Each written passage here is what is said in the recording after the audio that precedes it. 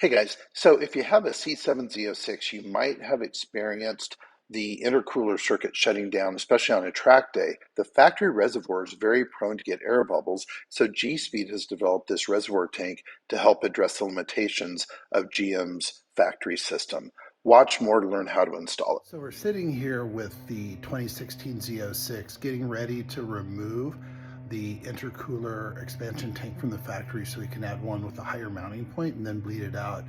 I've done a little more work than you absolutely have to do down in the wheel well because I wanted to inspect a few other things before an upcoming event, but I'll show what I'm doing down in this area. So I've taken the entire wheel liner out and I went ahead and dropped all the under trays from the front, and then the front spoiler, which is just a couple extra bolts. You can see the drain valve for the factory expansion tank sitting here on the right side, just behind that brake cooling duct.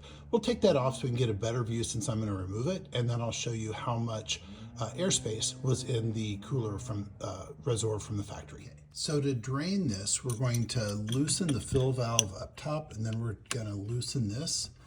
And we won't take it all the way out. We're just going to loosen it until the fluid flows out. So here's that factory fill port. It's got a retainer clip on it. If you just have a pick, you can get it off there and kind of pick it right out. I don't want to lose this thing as we go around. But you can, and as you loosen it, then you go ahead and pull that clip off, and then the fill port will just lift up. Okay, and with the fill port open, now we can go ahead, back this off, and drain this tank out into a suitable container, because you're going to want to reuse this fluid if it's less than 5 years old. If it's more than 5 years old, get yourself a new amount of Dexcool coolant. You'll dilute it down to 60% water, 40% coolant. There you go, and you can see that coolant coming out. Now at the end of this procedure, because I'm going to remove this tank, I do have to refill the entire system and then bleed it, which takes some time, and it really helps if you have a few special tools. We'll cover that when we get to it. So I've gone ahead and removed the factory air box and everything just for a little bit better visibility and clearance as I go down in there. And you can see as I do that where that tank sits down in there. You can also see the routing from the factory fill valve down into the intercooler and the pump down in here. So I'll end up shooting it from below as well so you can see better. But that's the intercooler pump circuit right down there. And then the intercooler sits on the front of the engine. So you can follow lines to right there where the lines go into the intercooler. And then there is the pump on the left side down low for the intercooler circuit. Okay, we're under the car on the right side, passenger side. You can see the factory reservoir tank. That's the supply hose from the intercooler to the tank. And then the upper one here is the return hose out of the tank and back to the intercooler. And so we're going to disconnect both of these from there. And then we're also going to disconnect them from the inlet to the radiator. And we're going to save these hoses because we'll end up trimming one and we'll reuse both ends to make a closed loop. As we bypass the tank on this side, this will simply just be a return loop from the intercooler. So once you get the tank out and the two ends off that use those spring clips, simply use one of your pick tools to do that.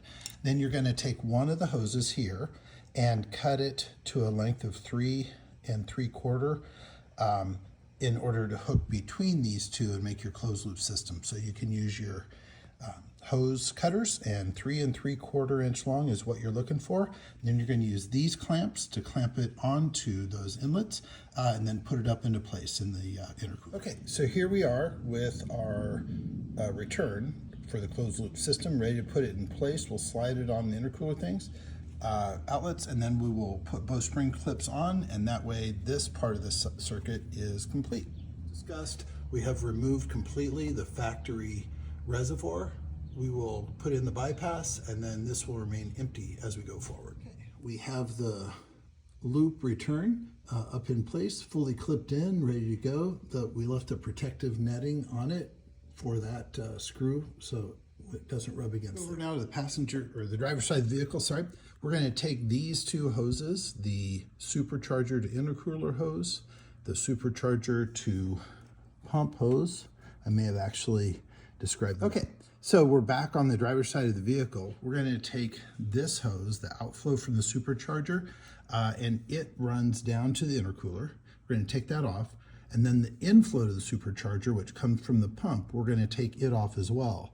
And then I'll show you below the vehicle where we take those off the intercooler and then where we do the next step after that. Under the vehicle, we are looking here at the line that goes from the intercooler to the pump.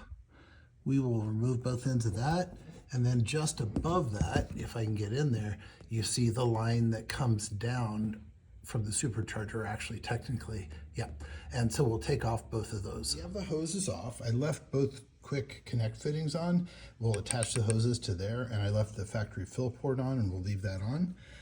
Otherwise, the hoses are removed. You can see the pump down in there. Now, we're getting ready to mount our tank. We need to do a couple of things. First, take this screw out. Second, take this connector, disconnect it, and route it below down in here to get it out of the way. And then second, we'll take off this screw to the fender, the little protective guard, and that screw to the fender so we can mount our tank. Okay, all the hoses are connected the way they're supposed to be. So we go from the pump to the reservoir, from the upper intercooler to the inflow, and then the outflow through the factory fill port and into the tank. The intake is back on. We still have to put on that front shroud. And then we're ready to install the brake beak filler and then start to fill with antifreeze. As we get ready to kind of complete the install and refill the fluid, what we need to do is end up with a 60-40 ratio of Dexcool and water. So 60% water, 40% Dexcool. I bought this gallon at 50-50, and that's a starting point, but I need to have 60% water or non-coolant in this. So this is 1 gallon, which is 128 fluid ounces. So I need to add 32 ounces of water. Now, there's one other thing. I'm adding water wetter, which is 12 ounces. So really what I need is 20 ounces of water plus the water wetter added to the 50-50 coolant in order to get to the appropriate 60-40. I'm using a Home Depot orange bucket. I've already got my water in there. It actually is clean, even though it doesn't look like it. I will mix these together, and then my refill or new fill solution will be ready to go when I complete the install. Ready to bleed, I want to hook up the switch, if you got it, and be able to control the pump for the intercooler. So as you undo the cover on your fuse box, you're looking for the relay at position 61 and the fuse at position 38. So let's look at those now. So here's the relay. You're going to remove it. And then here's the fuse, 15 amp, and you'll remove it. So you'll install the 15 amp fuse where the little bracket where the 15 amp fuse was. In the lower right hand position of where the relay was, you'll insert this hot lead, and then when you turn on the switch, you'll hear the intercooler fan start to run. You ready? Here we go. So that's what it's going to sound like. So now it's running, and you'll run it for a few minutes and bleed air, shut it off, and then do that several times. Now, while that intercooler pump is running, I do have this on a battery tender, and I'll go over to the bleeder screw. By the way, always make sure that you don't run out of fluid there. I'll go over to the bleeder screw, open it up a little bit, and you can see air coming out. When that comes out as coolant only, then I'll be done with this cycle. So right now, I am bleeding the air out of the system.